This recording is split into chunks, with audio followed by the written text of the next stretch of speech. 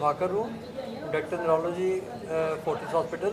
ये डॉक्टर निश्चित हैं, ये हमारे सीनियर न्यूरोलॉजिस्ट हैं, और डॉक्टर रवनीत ये हमारी जेनेटिस्ट हैं, और डॉक्टर अनुपम जिंदल हमारे न्यूरो सर्जन हैं, जो कि बाकी न्यूरो सर्जरी के साथ साथ पार्किंसन की सर्जरी भी करते हैं। आज पार्किंसन वर्ल्ड पार्किंसन डे है, उसके रिलेशन में ये मीटिंग रखी गई है ताकि पब्लिक अवेयरनेस की जा सके प्रेस के थ्रू, क्योंकि सब लोगों को बुला के बताना तो आसान नहीं होता। ये पार्किंसन डिजीज़ जो है, जैसे हमने आपको अभी लेक्चर्स में हम सब चारों ने बताया, ये एक ऐसी बीमारी है जो आमतौर पे सीनियर सिटीजन में होती है, लेकिन यंग में भी हो सकती है। 40 से नीचे को हम यंग ऑनसेट कहते हैं, ऑर्डिनरी को हम 60 से ऊपर कहते हैं। और जब ये जो बीमारी आती है तो इंसान स्लो हो जाता है, बेंड हो जाता है, उसमें कुब्बापन आ जाता है, और बोलने में दिक्कत होती है, खाना खाने में दिक्कत होती है, ट्रेमर आ जाते हैं, और डेली काम जो है वो नहीं होता। तो ज़िंदगी जो है वो एक कष्ट वाली ज़िंदगी लगने लग जाती है। और इसको अगर जल्दी बीमारी को पता लग जाए तो हमारे पास मेडिसिन हैं, हम उनकी डाइट को कंट्रोल कर सकते हैं, और हम सर्जरी कर सकते हैं ताकि उनकी जो फर्दर लाइफ है वो प्रॉपर रहे और उनको normal day to day work में कोई दिक्कत ना आए। ये कितनी तरह की होती है, इसका उपाय क्या और इलाज क्या? पार्किंसन डिजीज़ तो एक ही तरह की होती है जिसको डिजेनरेशन ऑफ द ब्रेन होता है। तो अगर ऑर्डिनरी पार्किंसन कहते हैं तो ऑर्डिनरी पार्किंसन को 60 साल से ऊपर होता है। यंग ऑनसेट पार्किंसन है वो 40 साल से नीचे होता है। एक जिनमें माता पिता को या भाई बहन को पार्किंसन होता है, जिसको हम फैमिलियल पार्किंसन कहते हैं, वो 10, 12, 15, 14 साल में भी आ जाता है, लेकिन वो रेयर होता है। इसकी पहचान क्या है? इसकी पहचान, पार्किंसन की पहचान तो आपको डेली एक्टिविटी से पता लगेगी।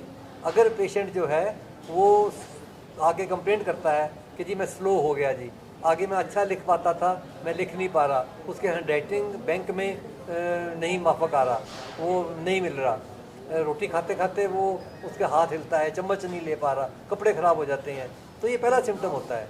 दूसरा सिम्टम होता है कि जी पेशेंट बोलता नहीं है जी, वो अकेला ही घर में बैठा रहता है। तो ये डिप्रेसिव सिम्टम जो है ये भी एक पार्किंसन का इनिशियल सिम्टम हो सकता है, क्योंकि इसका मैकेनिज्म वही है जो डोपा की कमी है। अब डोपा की कमी जो है वो मूवमेंट भी करेगी, डिप्रेशन भी करेगी, कॉन्स्टिपेशन भी करेगी।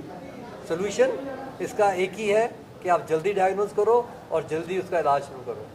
कोई ऐसी दवाई नहीं बनी है जो कि इसको प्रिवेंट कर सके, ठीक है, नहीं किया जा सकता। अगर होना है तो होना ही है।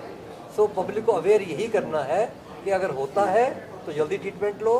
अगर ट्रीटमेंट ले रहे हो तो जैसे डॉक्टर साहब ने बताया कि उसको खाली पेट लेना है।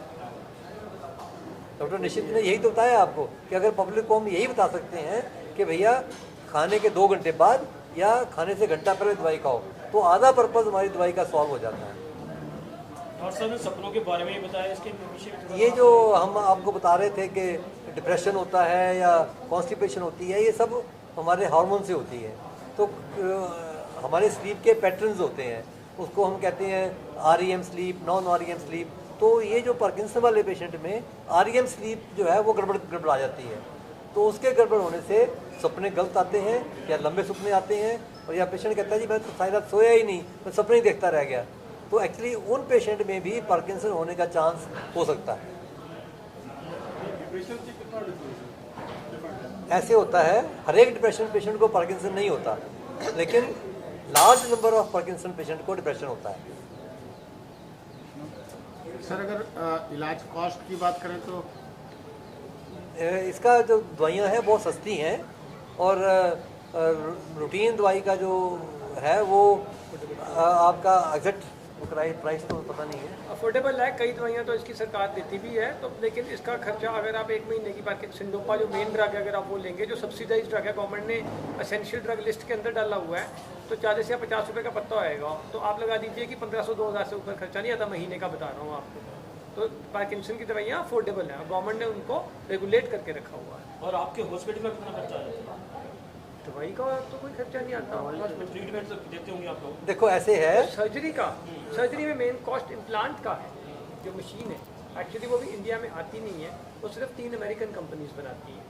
वो अभी मैनेजराइजेशन जो जितनी है वो शायद हमारी कंट्री में भी स्टार्ट हो जाएगी शॉर्टली, पर अभी वो बाहर से आती हैं, तो उस पर बिकॉज ऑफ जो टैरिफ आजकल काफ़ी अंदर डिस्कशन में है, उसकी वजह से रेट ज़्यादा है।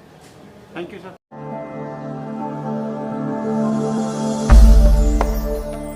भगवान का नाम और ध्यान घर में रहेगा हर वक्त। सकारात्मक प्रभाव वेदाक्ष धूप बत्ती से।